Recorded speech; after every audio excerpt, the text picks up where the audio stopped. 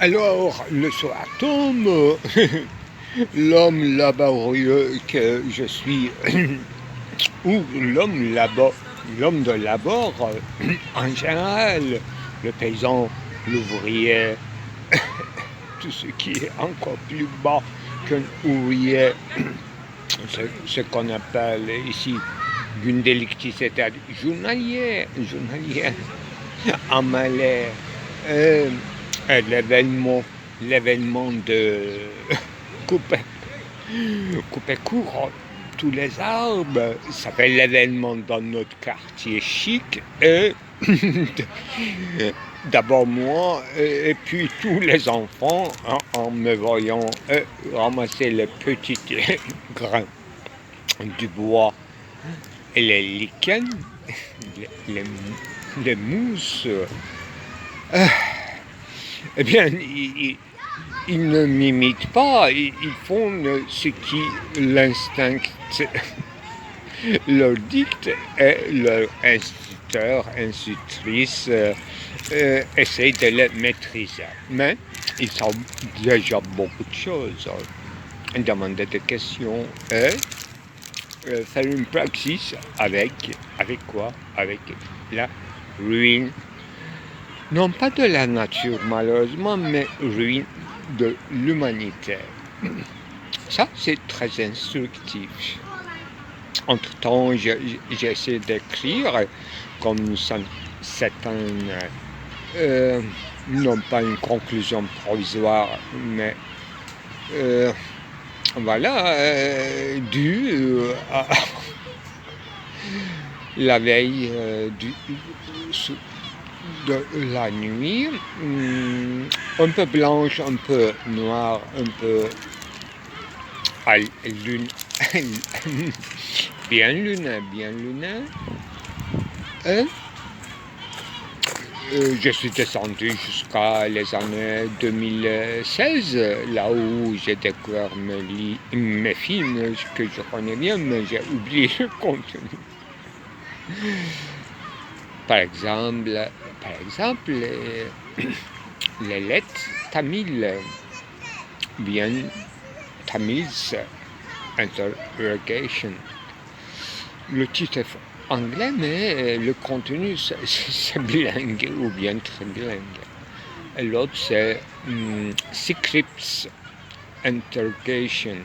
Ça aussi c'est complètement en français je crois. Et en plus, je crois qu'il s'agit d'un remake. Et ce fameux film qui s'intitule 3 fois 3 retraits, Dieu, monde, homme. Donc c'est triptyque qui me fait travailler. Et apparemment j'ai enregistré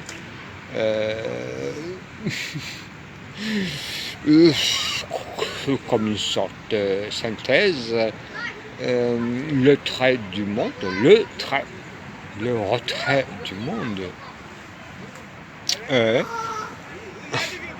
Donc c'est une sorte dialogue avec Hölderlin, là où il parlait de retrait des dieux.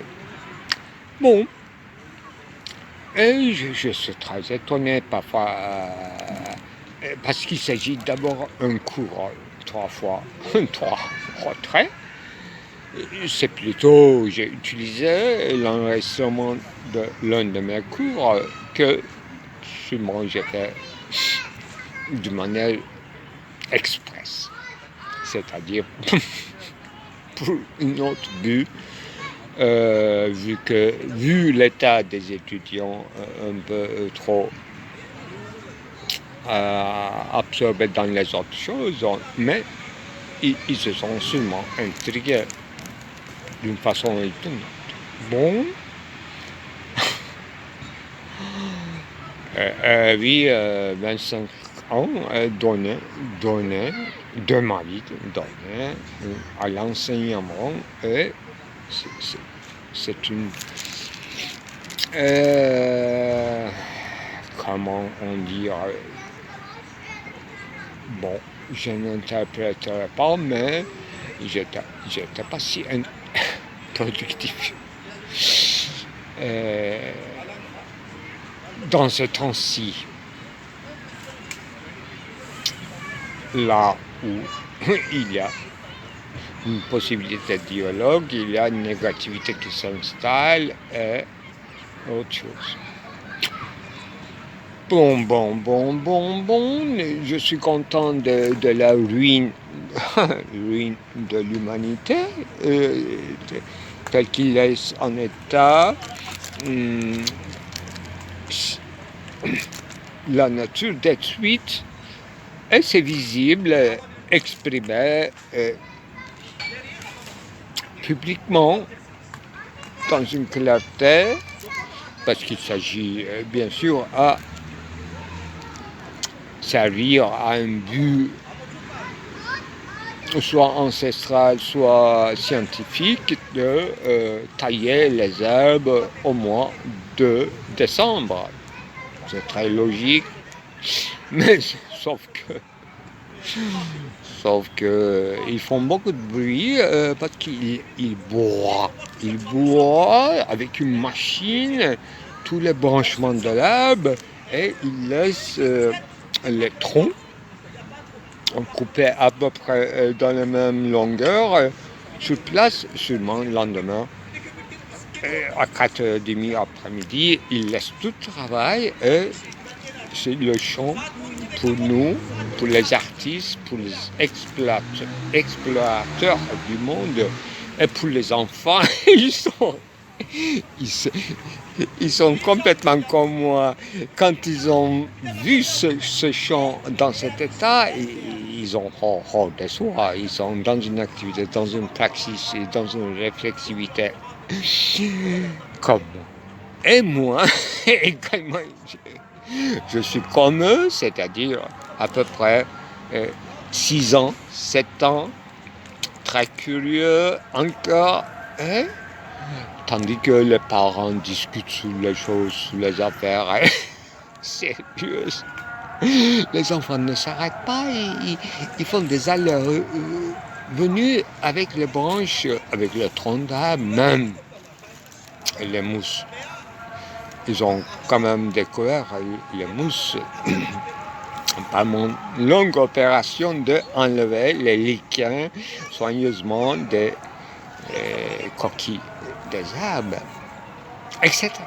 Bon, c'est mon champ naturel de pâturage. Je peux faire toutes sortes de films. Il ne pleut pas, donc une petite répit. J'ai bien laboré aujourd'hui, en commençant le matin avec mes totems, mes tabous, couvrir à la manière de cristaux, mais soigner les arbres, non pas les arbres seulement, mais cette essence justement intermédiaire. Il s'agit encore de l'artefact qui sert à quelque chose, mais qui est délaissé parce que sûrement résistance, solidité d'un tronc à un certain âge, après un certain âge, devient inutile, comme nous, comme moi, invalide, et ça devient un objet de l'art. Et pour l'œil aiguisé que je suis, cet enfant de 5 ans et demi qui ne s'arrête pas à ramasser, déplacer les branches, effectivement, ça s'arrête, il ne s'arrête pas, C'est une extase. La nature, telle qu'elle nous touche, un moment dans son état. D'abord, ça commence dans son état, je voulais dire, en dehors de sa causalité naturelle, mais on ne voit même pas la causalité entière de la nature. Et quand on voit la destruction de la nature, comme ça par exprès, comme je dis, chaque fois que je vois ces enfants qui ne s'arrêtent pas de transporter les branches d'une place à une autre, à faire une amasse, effectivement, il va devenir l'artiste. Moi, en travaillant, bien sûr, je réfléchis. C'est plutôt ce travail, ce laborer avec la matière, soi-disant première, soit la pierre, le sable, la boue, la sève des plantes, s'il s'agit d'odeur rahia, on dit, je crois, rahia, en ottoman seulement, ça vient de langue persane, mais ça, on dit pour les odeurs rares, des parfums n'ont pas produit, mais c'est un mot général pour parler d'une certaine odeur. Même en français, il devrait y avoir deux mots, mais le parfum, c'est déjà pas mal que Baudelaire utilise. Donc, rahia, le mot oublié. On l'utilisait beaucoup, maintenant on dit coco, l'odeur. Imaginez, pauvreté, c'est la traduction exacte de l'odeur, mais qui ne veut rien dire en ce qui concerne la profondeur de la chose. C'est pour ça que j'utilise le terme de senteur de bois, le bois de senteur. C'est pour remplir un peu de contenu, mais effectivement, même une végétale comestible céréale, non, oui, céréalis plutôt, céréalis,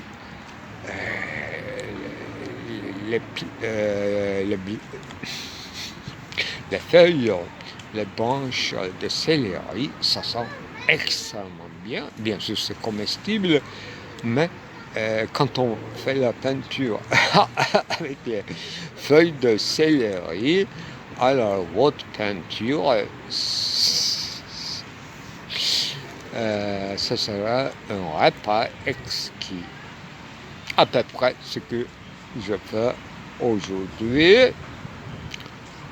Non pas, je n'ai pas travaillé de manière confortable dans une bibliothèque, dans un show, mais vraiment dans des conditions sous sublimité, qui n'arrivent jamais au sublime, non pas dans une inhibition, non pas dans une sorte d'investissement d'une force sera de l'autre de libidinale. Non, oui, peut-être, mais peut-être c'est vrai qu'en vue d'une idéalité à rechercher à travers des variations esthétiques avec les couleurs, essais.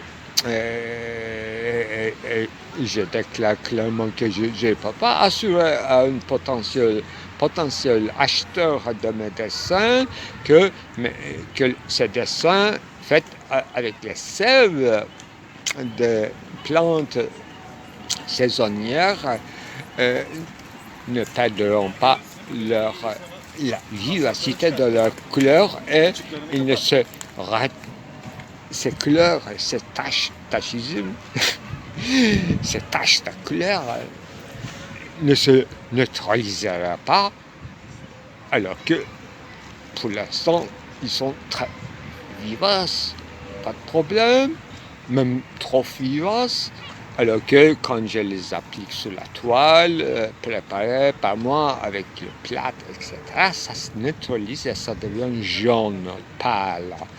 Ici, sur le papier, je dirais grappon, papier de grappon, c'est parfait, ça tient bien.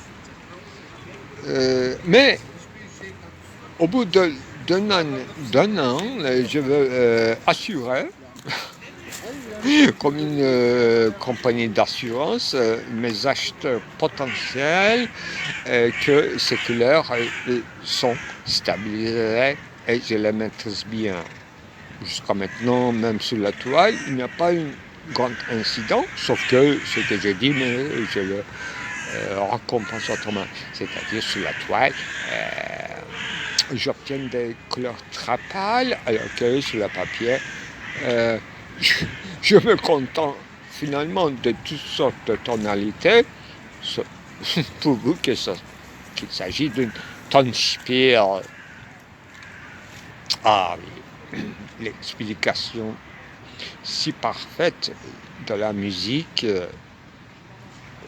le mot vient, n'est-ce pas, de grec, mais en allemand, Tonspiel, c'est-à-dire le jeu de tonalité ou de voix et de sonorité, c'est parfait. C'est d'une neutralité phénoménologique extrêmement pointue pour décrire un champ d'exercice musical qu'on appelle musical, alors qu'il ne s'agit pas de la musique au sens étroit du terme, comme justement ce que je fais en peinture, colorier, comment appeler, j'avais appelé volontiers ma méthode tachiste dans la peinture, mais aujourd'hui j'ai trouvé un autre mot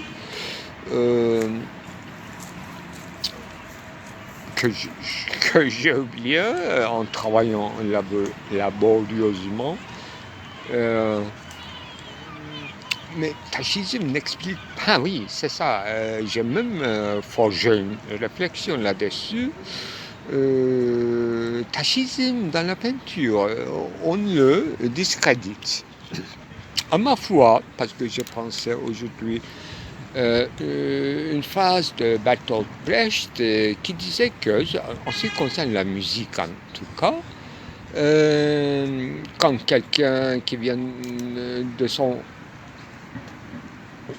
bas fond de paysannerie, etc., à la ville, dans un couloir de métro, il s'assoit, il commence à jouer un certain instrument qui ne s'agit qu'un si un ustensile, et au lieu d'un violon, et il joue. C'est ça, son habilité, son savoir-faire, et les gens s'intéressent, bien sûr. Là,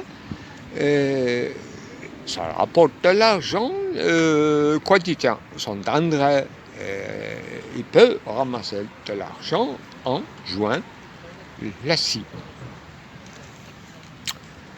Et je crois que qu'est-ce qu'il voulait dire au fond, Bertolt Brecht? Est-ce qu'il discréditait ce genre de musique? Non, pas du le plus bas que le plus bas, alors que ça peut être impressionnant, surtout dans les instruments comment on dit, aériens, avec la bouche, on peut faire, oui, plusieurs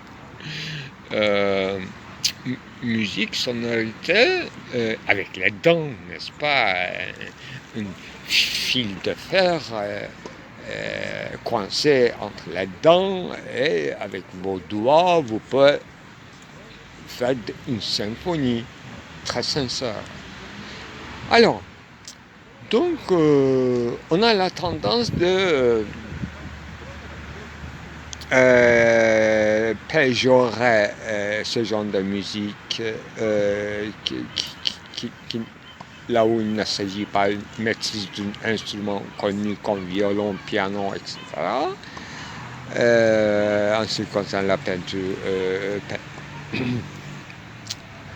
peinture à l'huile, l'usage de l'huile, etc. Alors que dans mon grain, il y a de l'huile grasse. Dans cette saison surtout. Alors, je disais qu'en fait, pour moi, tachisme, ça sert à une variation eidetique. Mais le problème, c'est que je tombe toujours dans le même schéma et je vois mon visage, dans mes dessins, je reconnais mes dessins en tant que les miens et sans signer, je peux être considéré comme signataire. Donc on peut reconnaître mes dessins du seul fait que moi, j'ai fait à ma manière. Donc, c'est une signature, une personnalité, une singularité quelconque qui fait l'événement infime, qui me suffit pour penser, pour l'occasion de le penser. Oui, j'ajoute que la peinture ou toutes ces expérimentations, y compris variation artistique avec le couleur et le dessin, ne peut pas être égalée à la pensée, mais c'est en vue de figurabilité de la pensée, ça sert à beaucoup de choses, ne serait-ce qu'à un certain, d'abord figuration, donc une certaine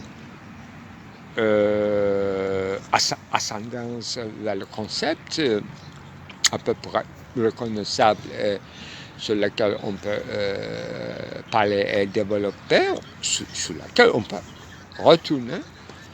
Et dans la manière d'y retourner, il n'y a pas de problème, mais ça revient toujours de la même façon, mais d'une manière variée, etc. Et la chose la plus importante, c'est que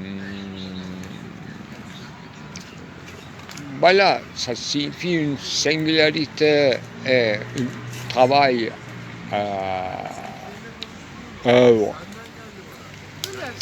work in progress. C'est passionnant, c'est sublime, ça peut se détruire, ça peut se neutraliser, ça peut devenir une neutralité blanche, donc un désœuvrement abouti, avec la mort de l'auteur, etc. Ça, pour l'exemple, ça m'est égal, mais j'enregistre tout, je documente, je photographie, et j'espère que il y aura quelques restes de mes activités en chaîne, ne serait-ce qu'en chaîne, lointain, bien sûr. Si l'humanité va survivre à son concept, c'est là mon expression à moi. Ou bien l'autre cas, c'est annihiler son propre concept. Voilà. À ce moment-là, je devrais enchaîner à la lecture de mon texte, qui tourne un peu à ça, mais je n'ai pas achevé l'essence ou bien la fin ultime de mes dessins qui ne peut pas être cantonné seulement à une étiquette tachiste et qu'on ne peut pas discréditer de cette façon comme une certaine variation esthétique, variation à la Berlioz, variation à la manière d'une peinture impressionniste. Ça, on discrédite apparemment. Moi, je pense à partir de la plume de Bertolt Brecht. Qu'est-ce qu'il s'envisageait? Moi, j'essaie d'être fidèle au sens de tableau, mais est-ce qu'on parle de la même chose en parlant du tableau? Parce que tableau, c'est quand même quelque chose à voir avec la scène, table, totem, tabou, tabu, qu'est-ce qu'il y a encore? Icône et idole. Oui, le problème tourne autour du catholicisme et anticatholicisme peut-être. DRHF, la preuve de non de la non-existence, mais de l'ineffectivité des dieux. 3 fois 3 retraits, comme Pandum Judae, Golgotha du vide, polémos anthropologique. Du hosme comme nom à la méontologie, kénos étrange, à condition de savoir ce que le mot Dieu implique, comment ce concept annihilerait son propre contenu et l'étendue. Un Dieu pour la nature, un Dieu pour l'homme, à son arrivée, peut-il rester neutre, ce Dieu? Un spectateur impartial, comme disait Kant, ou une ininterrompue réussite vers une réconciliation va annuler son metteur en scène, qui est le Dieu. Donc le libre arbitre de l'homme est le pharmacon, une sorte de homo ex machina pour Dieu lui-même, pour qu'il devienne activement un Dieu activé, un spectateur qui juge non seulement par rythme des formes esthétiques, mais par le contenu algorithmiquement changeant du drame qui s'y joue. Hölderlin ne disait pas que les dieux n'existaient pas, mais ils sont seulement en retrait, soit en lassitude, soit qu'ils ne sont pas encore activés. Un dieu, ou bien les dieux qui ne sont pas activés, puisque l'homme fut inintéressant pour leur speculum Dei, et que l'homme, dans sa machination, n'était pas assez inventif. Des suppléants qu'il use ne sont que d'un ressort de marchandises volées, suffisant juste pour détruire le monde et les hommes entre eux, les uns aux autres, sans jamais laisser leur Dieu dans la même état de l'étoffe de laquelle ils sont conçus, font qu'il y a une malédiction qui pèse de l'ordre de soit de la part maudite, soit de l'inceste de Méméthée, qui fait qu'ils, les dieux, se sont désintéressés et délaissé l'homme à devenir à son tour oublieux de ses dieux et dominant ce qui est créé, c'est-à-dire les animaux d'abord, d'emblée. Alors, ce qu'on entend de la trace, c'est pas répéter une trace déjà tracée, pas du tout, rien d'empirique dans le concept de trace. D'abord, il faut commencer par une certaine impulsion ou bien propulsion justement de feindre, de peindre et feindre quelque chose par un empressement. vous êtes très empressé dans vos pensées, vous avez l'envie tout de suite, immédiatement de peindre, c'est-à-dire feindre. C'est une verbe, feindre, qui est utilisé assez souvent par Gilles Deleuze, à ma connaissance, nullement nulle part par Derrida. C'est intéressant. Derrida a consacré un grand article intitulé Économie-Messis, qui a un rapport avec économie, oui. Aujourd'hui, j'ai fini quand même mon dernière œuvre filmique.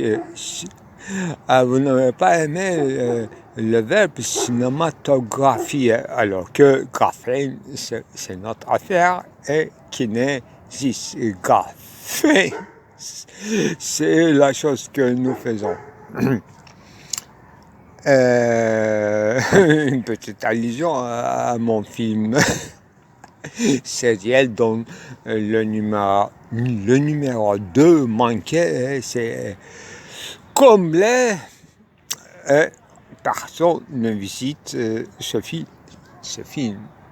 Alors, donc peindre ou feindre quelque chose, une trace, de la trace, non pas une trace, non pas la trace de quelque chose, mais la trace telle que qui nous a impressionnés, disons pour simplifier les choses, dans le cadre étendu de notre culture, ce qu'on appelle la culture générale bien sûr, et y compris l'histoire de l'art, l'histoire de la politique intimement liée sûrement.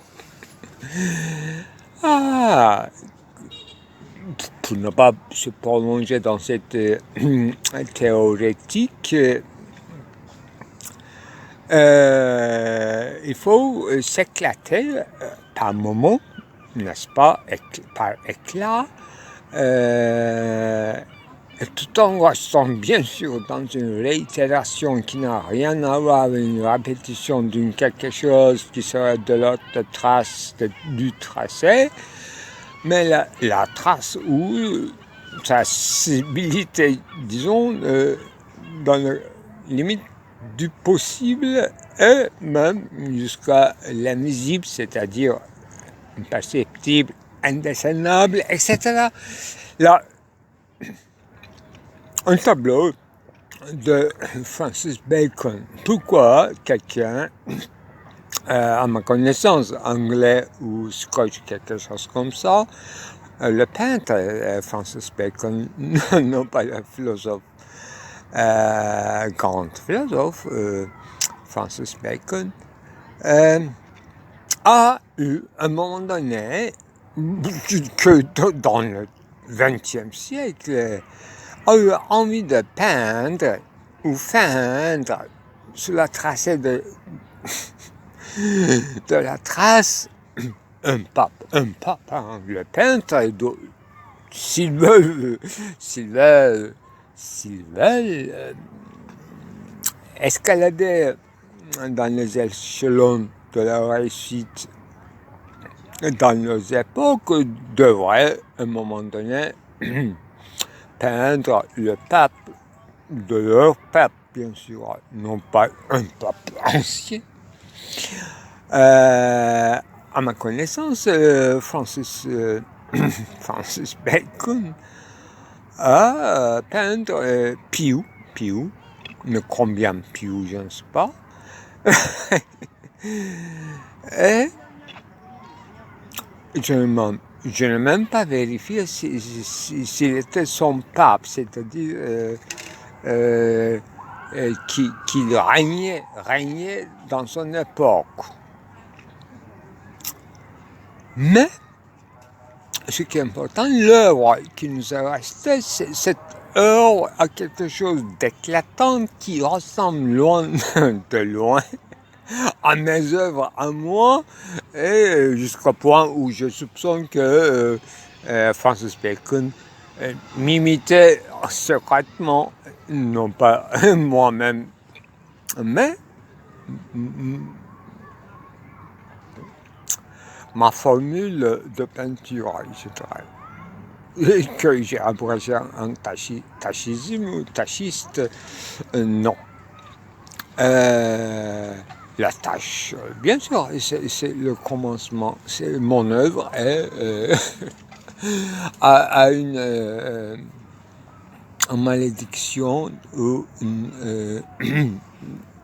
qui se caractérise par son inachèvement, à la fois voulu, à la fois de cette façon-là, doctrinale, inachèvement doctrinal, c'est ma formule à moi. Alors, la formule, c'est encore un mot de Gilles Deleuze. À mon avis, c'était dans l'article sur Herman Melville, son grand extraordinaire intéressant conte, une petite novelle Bartleby, le script et la formule. Bartleby et la formule, à ma connaissance, c'est le titre d'article de Gilles Deleuze sur Herman Melville et sur ce petit conte. La formule.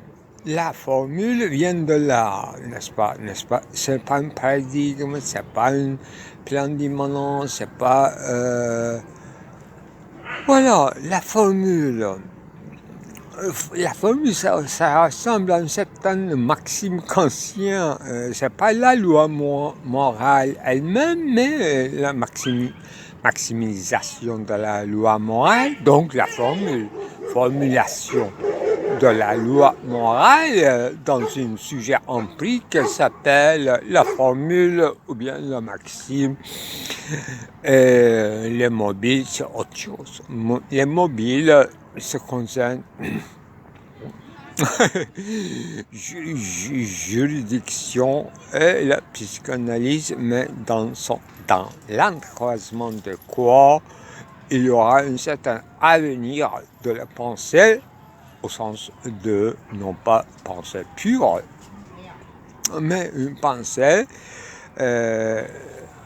au sens où la scène anthropocène s'évolue, ou bien s'engouffre dans ces geôles qu'il a bien d'ailleurs, 4e mur, enfin une ouverture, une petite sortie, une petite lumière, c'est l'allégorie de la caverne. On sait, mais on ne sait pas. On sait à partir de ce qui est déjà su, donc tracer de la trace, ou bien éclairage augustinien, une illumination soudain, une sous-sublimité, des vêtements de Watteau. Watteau, c'est un peintre que le cite. Et moi, je cite, par curiosité, Fragonard, balançoire, à la Fragonard, n'est-ce pas? Watteau, Fragonard, à mon avis, c'est la même époque, c'est le même quoi? C'est le même flou. Eh bien, restons dans le tracé de traces, c'est-à-dire dans l'histoire de la peinture, et chaque fois que quelqu'un se met la main à la pâte, se mettre la main à la pâte, c'est-à-dire s'initie ou les yeux fermés, c'est-à-dire d'une manière aveugle, commence sans précéder par un dessin ou bien un dessin selon notre Kant sera partie rationnelle d'une peinture. Eh bien, au contraire, le Kant aussi serait reconnaît dans le domaine de la musique tangible, il peut y avoir des improvisations. Donc, quelqu'un courageux, c'est-à-dire quelqu'un comme zen, entre guillemets bouddhiste, ce qui va dessiner ou peindre une calligraphie japonaise, chinois, j'en sais rien, et qui médite devant son parchemin. Alors, moi j'ai trouvé mon parchemin aujourd'hui, c'est très bien, c'est très imperméable, la couleur c'est pas très blanche, donc café, café au lait, que notre industrie du XXe siècle en produit beaucoup. Sous l'apparence pour feindre l'écologie, pour feindre justement recyclage. C'est mon domaine, en moi, n'est-ce pas, recyclage en peinture. Ça devrait être le titre, justement, de ce film, au moins, de l'encyclopédie du XVIIIe siècle au recyclage en peinture d'ici bas. Et vous avez compris tout, je crois. Alors, trace, le mot trace, le concept trace, qui s'annihile dans une habillage idéologique superficiel de recyclage, au sens écologique industriel. L'écologie rabattue sous l'industrie comme point de marque, rabattre le discours écologique,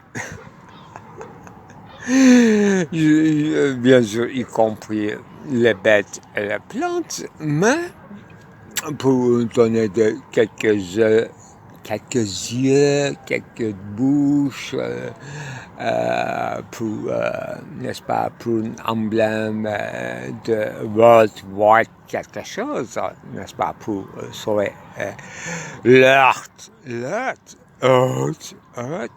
Terre, notre globe.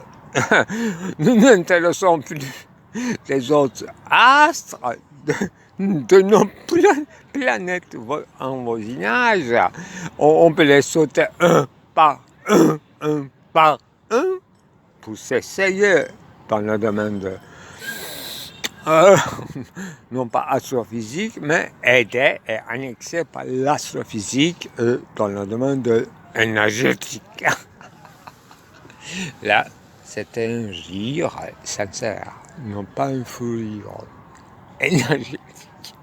Le mot énergétique est tellement précieux, est devenu quelque chose comme une expérience de bombe atomique faite dans le Pacifique ou je ne sais quoi, par les grandes puissances, y compris la France, en regret d'HLM. Eh bien, mes enfants, mes seigneurs, mes cadets, mon discours ne se terminera pas. J'ai fait mon dessin sur une petite papier recyclable. C'est le peintre qui recycle cette fois-ci, non pas comme papier mâché, que j'aimerais bien un jour. Il m'y tentait. Et le coloris, c'est justement dans mon genre et dans la marge acceptable de la représentativité et qui qui donne une certaine signe en ce qui concerne les représentables, n'est-ce pas? De manière inadéquate, ce sont des citations malheureusement de Kant, de troisième critique. Lisez bien quand vous lisez Kant, soyez un peu analyste des phrases. D'abord, elles n'ont pas de macro. Macro. Le mot un peu lourd, mais il devait y avoir une différence entre micro et molaire. Molaire disait de la secrétaire. Moi j'ai dit macro. Macro, bon, c'est l'histoire. C'est l'histoire, Toulouse-Lautrec, Montparnasse, le monde de Parnasse et les Parnassiens, école parnassien, peinture parnassien, les jeunes filles parnassiens et les messieurs parnassiens. J'ai un peu quand même étudié l'épocalité de la trace dans la peinture de Toulouse-Lautrec en dehors de cet affichage. Vraiment, des tableaux très touchants. C'est un journalisme vraiment philosophique. C'est un peintre de quartier, c'est-à-dire son plan d'immanence, c'est bien cerné, relevable à l'infini, au sens où l'un de mes peintures, dessins plutôt, fait avec le doigt, peut être relevable, non pas à l'infini, mais à l'histoire de l'art. Soit Watteau, soit Chagall, que je respecte beaucoup. Tous ces je suis tombé, ascendance, descendance, c'est-à-dire transcendance et immanence dans la peinture. Et tous ces moments de montée et kinésis qui a l'air avec une seule mouvement de salto, de renversement, qui peut devenir la chute vers le haut. Voilà le baroque qui vit en moi encore.